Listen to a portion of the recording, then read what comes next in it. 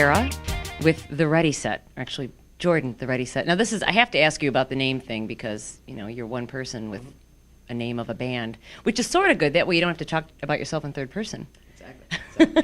But what's the story? How'd you come up with that? I want to do the band name thing because one reason my last name is Witzigreuter. It's too long for anyone to be able to pronounce, like, seeing it. And I wanted the band thing just to kind of have it be like a theme to it and have it sort of just be like I guess like an entity sort of thing almost, rather than just like the solo pop singer sort of thing. Like, I do everything myself. It's all like a solo thing, but I thought it was kind of a cool thing. And the Ready Set means being ready to set all your like inhibitions and fears and stuff behind you. Just kind of go and do what you want to do. That was kind of where I was at when I started it. Didn't really know what I wanted to do with my life. I wanted to go to college, or if I wanted to try to do the music thing, and I was just kind of like, I'm going to go for it and try to make it happen. Well, so when did you start this? I started this my senior year of high school in January of 2008. So I just went in my basement and wrote some songs with a laptop and a little keyboard, and I put it on MySpace and started to take it a little more seriously, tried to get like feedback, and near the end of the year I was spending like 6 to 8 hours a day on MySpace, just constantly trying to get people to like listen to my music and kind of just spread the word around. And then as soon as I graduated, started touring full time, booked all my own shows, and it was pretty bad at first, but I spent the first year and a half just kind of grinding through it, and then things slowly started to grow a little bit. That's amazing to me because there's so many bands. I mean, just in Chicago, not to mention the country and the world, that want to somehow break into it, and they all try to work just as hard as you. But there must have been something that clicked somewhere, like some kind of a connection. Yeah. I mean, I think for me, a thing that helped was definitely the first thing I started to do was get out of my town and start touring and trying to get everywhere else but my hometown, because I know a lot of bands kind of get stuck in this thing where they play in their hometown and then they get comfortable with like being able to play to 300 people there, and then they're just like, I don't want to leave. So I as soon as I could, I was out playing across the country to 10 people, because I feel like that was the best thing to do, just be everywhere, like in all like the bigger cities and even smaller cities, just trying to play everywhere I could, like never turn down a show, just be as many places as possible.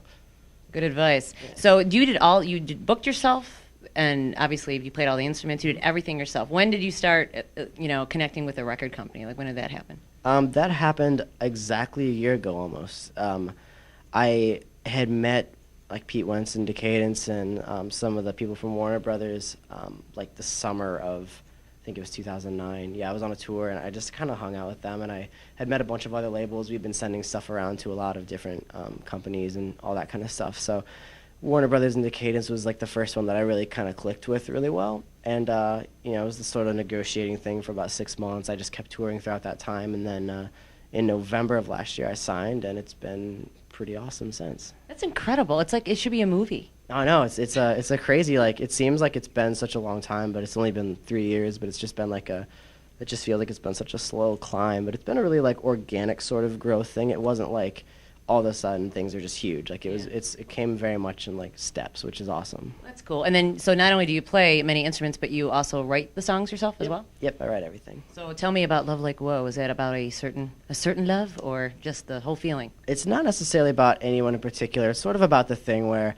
I see it happen with my friends more so than myself, where you want to be in a relationship with somebody, but the other person in the relationship is a little bit sort of crazy, and it's sort of difficult to make it happen, but you're trying to salvage it and trying to make it work out. So it's kind of about that. I feel like it's sort of relatable to a lot of people. So speaking of relationships, a lot of girls really like his hair. And you too. But so what's it like touring and then trying to, meet girls? I'm sure you can meet them no problem, but, see them a second time. See, the interesting thing about it, and I know a lot of people would probably assume this, but it gets to be the thing where it's like you meet people, but you wonder why, like, do they want to, are they talking to you because they like you or because they like what you do or who you are? It's just one of those things. There's such like a fine line, and I know like even the guys who tour with me, like my live band, they deal with it just as much, just because like an association sort of thing. So I don't know. I mean, you just kind of gotta be careful with it, I think. Just talking to you for this short a time, I can tell you're an old soul in a young body. You can just tell. Like you're together, and that's why you had such a good work ethic and got to be so successful. 6 million plus just of Like Whoa, watching that video online is just incredible. It's crazy. I had no idea that it had that many views on it. I thought like Last I looked at it, it had just hit 1 million, and then someone texted me. It was like, "Hey, it just hit 5 million." I was like, "Oh, wow, that's crazy! I didn't even know it was at 6 yet. That's awesome." And that's only one version. There's like I like the version with the lyrics actually. Yeah, those are really cool. They put those together every time we put out like a. I think they did it with every song on the album. Someone in house at Warner Brothers just puts these together. I think they're really cool because I think if they don't do it, kids are gonna do it, and they'll be like, you don't want someone to think like a not really good one is official. So, might as well take care of it and get a cool looking one out. Way cool. So what's next for you? Touring, another album? What are you gonna do? I am actually on tour right now with Hey Monday and Cartel. I'll be out until the end of November, then doing a lot of like the Christmas radio shows and stuff through December.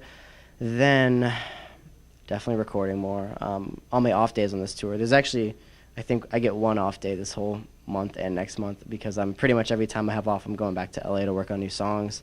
So I'm working with a lot of different producers, doing lots of new demos, new songs.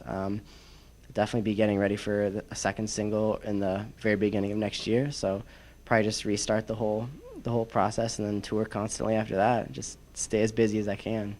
Well, it sounds like you work a lot. I'm glad we're sitting down. It's probably the only time you get to rest today. Yeah, exactly. She's got a love like whoa. Girls got a love like